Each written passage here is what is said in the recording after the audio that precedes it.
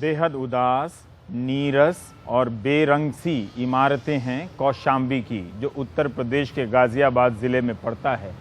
ज़रा सी सड़क पार करेंगे आप दिल्ली के हो जाते हैं। जब भी इन इमारतों के नीचे में खड़ा होता हूँ, ऐसा लगता है कि ये धूप रहित इमारतें हैं, यहाँ धूप की रोशनी आती नहीं है।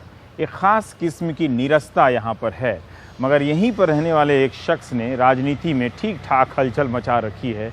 लेकिन जिस वक्त हम आज इंटरव्यू करने आए हैं, इन्हीं को लेकर हलचल मच गई है कि इनकी पार्टी में चंदे का क्या मामला है और उसमें पारदर्शिता है या नहीं है। तो ये इस चुनाव में पहली बार ठीक से अरविंद केजरीवाल घिरे हैं। लेकिन हम आज इस इंटरव्यू के दौरान जानना चाहेंगे कि वो अन्य मुद्दों पर, इसके अलावा अन्य मुद्दों पर जो विकास और एजेंडे के तहत उन्होंने रखा है, उस पर उनकी क्या राय है। और अगर समय बचा तो प्रयास करेंगे कि हम उनकी किसी एक सभा में जाकर देखें कि नेता टेलीविज़न स्टूडियो पत्रकारों से बातचीत के बाद जब पब्लिक के बीच में होता है तो वो कैसे इन राजनीतिक समय में, चुनावी समय में बदलता है। पर एक बात आपकी राहत के लिए बता दूं कि दिल्ली में हम जहां कहीं भी सड़कों पर रुक रहे हैं, लोग बेहद परेशान से पूछते हैं बताइए कौन जीतेगा।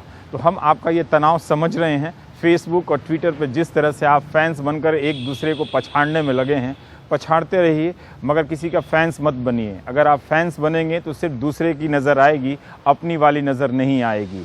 तो इन सब बातों को ध्यान में रखते हुए, आपके तनाव को ध्यान में रखते हुए, इसका मतलब है कि आपकी दिलचस्पी इस चुनाव में हो गई है। हम अरविंद केजरीवाल से बातचीत करेंगे। आइए। नमस्कार। नमस्कार। अरविंद, आप फंस गए आप इस बार चंदे वाले मामले में। कहाँ फंस गए? आप वो तो हमने पहले ही बता दिया था कि ये बीजेपी वाले हार रहे हैं। हाँ। अब चुनाव के 4 दिन पहले कीचड़ फेंकेंगे। लेकिन कीचड़ नहीं है, सवाल है उनका। नहीं, सवाल है, सवालों के जवाब देंगे। सवाल है कि आपको कोई 50 लाख, मुझे कोई मेरे अकाउंट में 50 लाख डाले तो मेरा कान खड़ा हो जाएगा कि कौन मेहरबान है जो मुझे 50 लाख रुपए दे। तो हमने चेकिंग करी। आपने जो चेकिंग की, लेकिन वो पर्याप्त तो नहीं था ना। कैसे पर्याप्त नहीं थी? हमने ये देखा भाई ये कंपनी रजिस्टर्ड है। हाँ, रजिस्टर्ड है आरओसी में।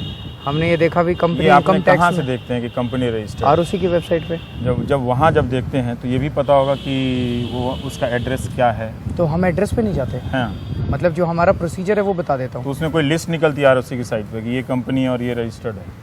अरे वो आप अगर वेबसाइट पे कंपनी का नाम डालो तो कंपनी आ जाती है, अगर वो उस नाम की कंपनी रजिस्टर्ड है। ठीक है। तो हम ये देखते हैं कि कंपनी रजिस्टर्ड है। हाँ। इनकम टैक्स देती है।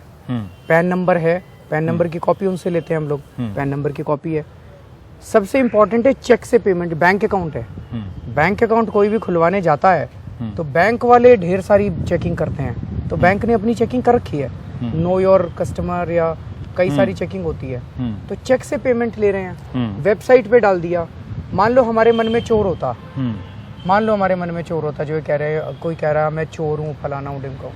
मान लो मेरे मन में चोर होता, वेबसाइट पे क्यों डालता? उसको तो वेबसाइट से हटा देता।